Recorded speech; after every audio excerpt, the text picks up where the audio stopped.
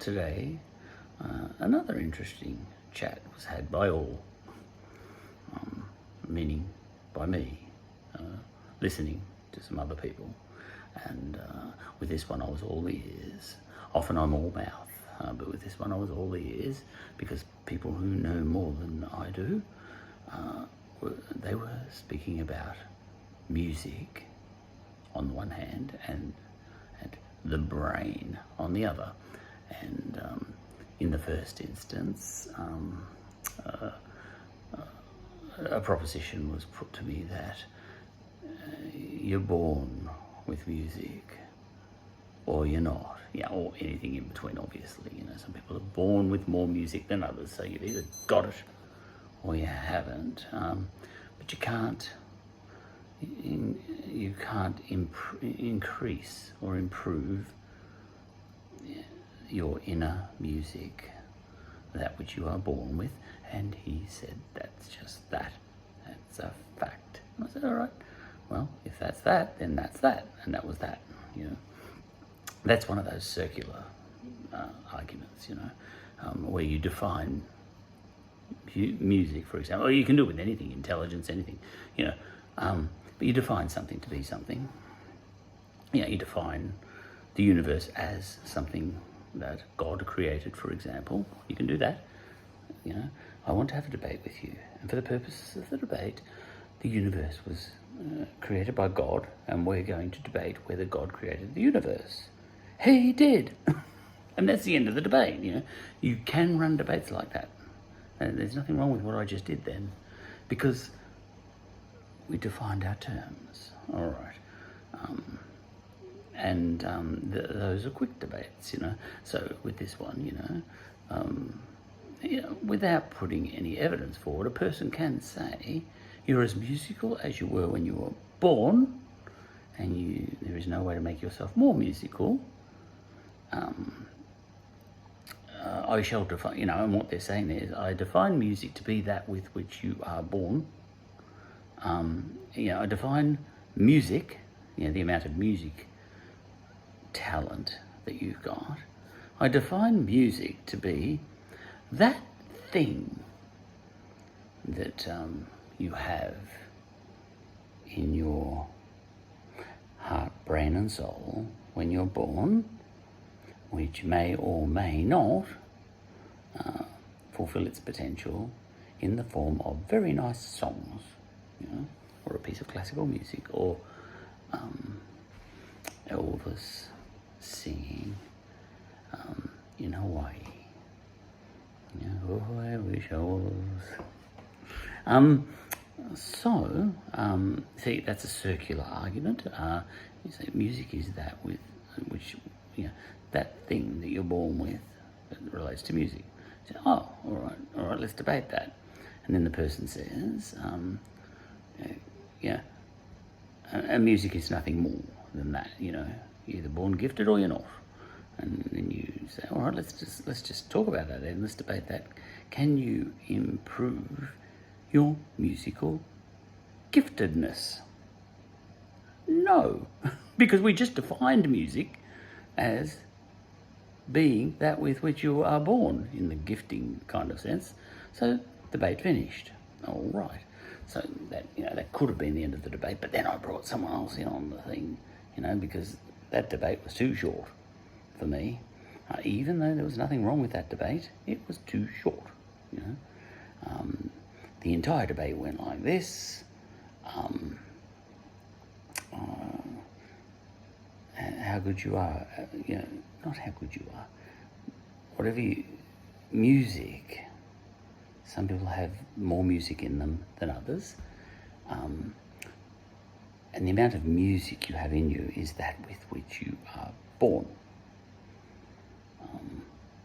Therefore, ipso facto, is that the right one? Is that the right Latin? QED, quo vadis. I don't know what that means. I go. My Latin is sketchy. Therefore, because I define music that way, that's the end of it.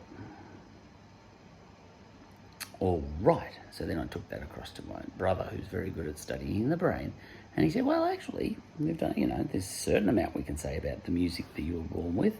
And he said, it, synthesizes, it arises from different parts of your brain. For example, your ability with rhythm, your ability with melody, your ability with coming up with musical ideas, your ability with harmony, your ability to sing, I don't know, your ability to write poetry, which might come into it, because people write songs,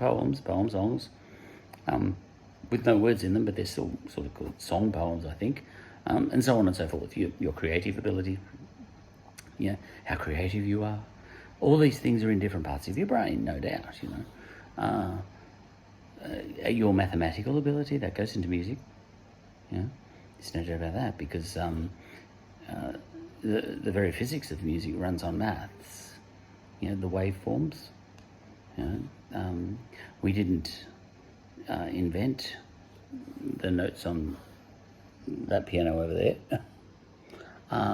We discovered them. They were already there before humans came onto this earth, and they were already there, those 12 notes, before even life existed on this earth and in this universe. So music runs on maths. So it would appear that how musical you are is a function of how developed or how gifted or how many neurons you've got in different parts of the brain, on left and right. You've got there's logic in music, piano, or just the way it moves. By the way, waves move in air.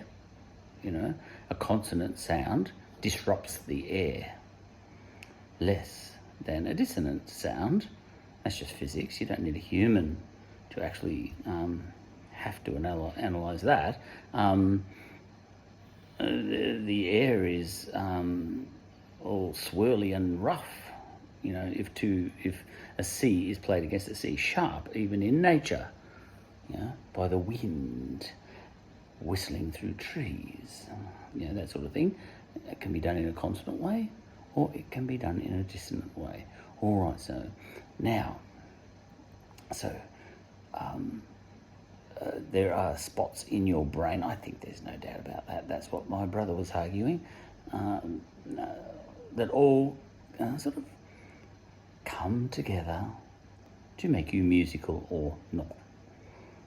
All right, and some of those spots are on the left side of your brain, and some of those spots are on the right side of your brain. So he said he didn't buy too much into to what extent you can grow those parts of your brain, but he has talked about that stuff to me in the past.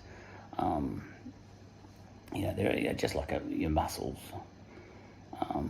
You can make some parts of your brain wither through lack of use, or you can enhance those parts of your brain, and those parts of your brain actually get bigger. My brain is huge in the idiot section. I've been practicing that bit. Now, this doesn't render the other person's argument wrong at all.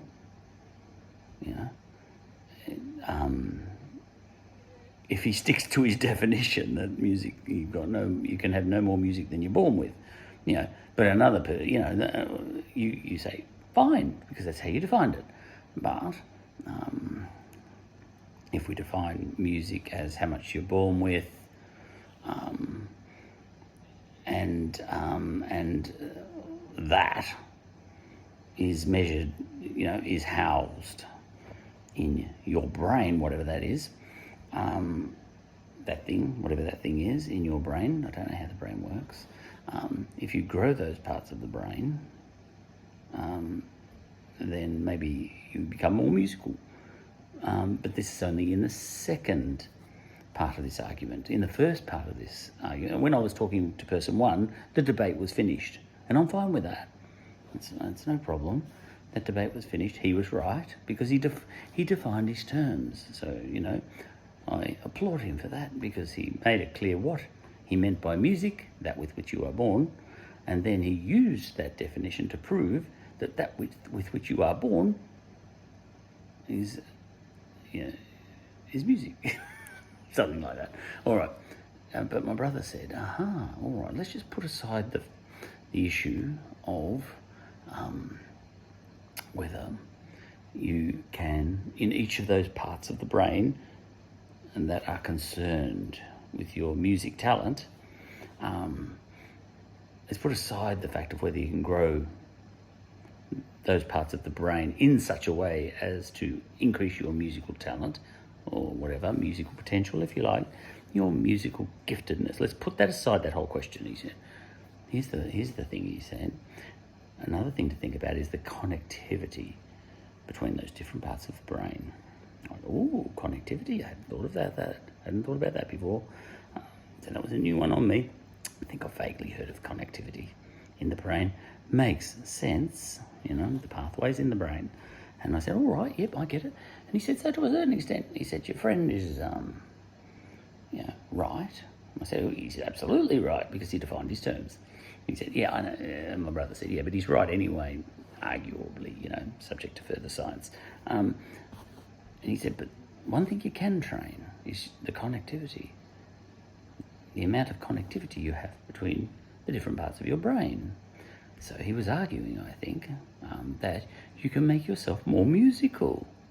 So he says, your friend's right. You haven't got any more grey matter in your brain.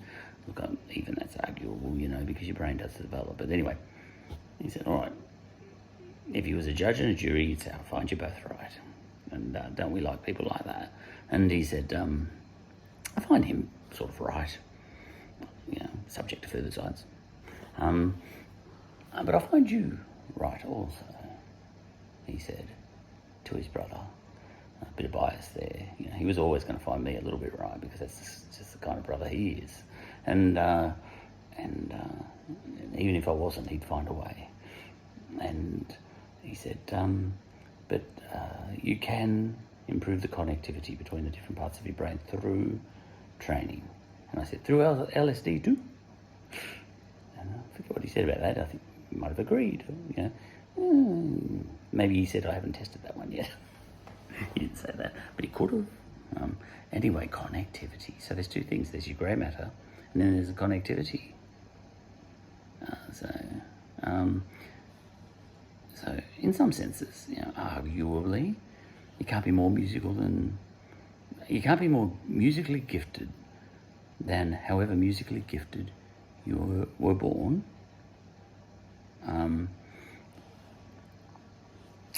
With my grammar's all over the joint. But you can put those things together. I'm starting to think of an orchestra in my head. You can imagine this part of my brain does the cymbals. This part of the brain does the violin. That's the violin section up here. This is this, and this is this. Right. The amount of talent sitting in that whole orchestra is X amount. Okay, I'm liking this. When you add all the parts up. But then, this part of the brain that deals with connectivity might be the conductor, you see. And the conductor might come along and get them all working together, connecting, all the different parts of the brain, all the different pieces of the orchestra. And some of the parts might end up greater than the whole, and as a group, that group is more musical than each of them summed up is as a collection. But the sum of the parts might be greater than the whole. And I haven't even thought this through because these analogies are just coming up as I'm speaking. And maybe in your brain you have X amount of talent, but you can turn that into 2X amount of talent, or X squared. Now, if you only have 1 degree of talent, then at the end of that, you've still only got 1 degree of talent, because 1 squared is 1. I'll go for 2x, because I only got 1 degree of talent, and now I've got 2 degrees of talent. Sometimes squares work against you, you see. And now, the power of powers. Now, so, yes, I think through the powers of connectivity in your brain, you can render yourself or train yourself to be more musical than you were when you were born. You can become more musically gifted through connectivity. On the other hand, if you define music the way you want it to be defined, such that it gives you, you get the result that you want before you even start the debate, define it the other way, like this other bloke did, and good on him too.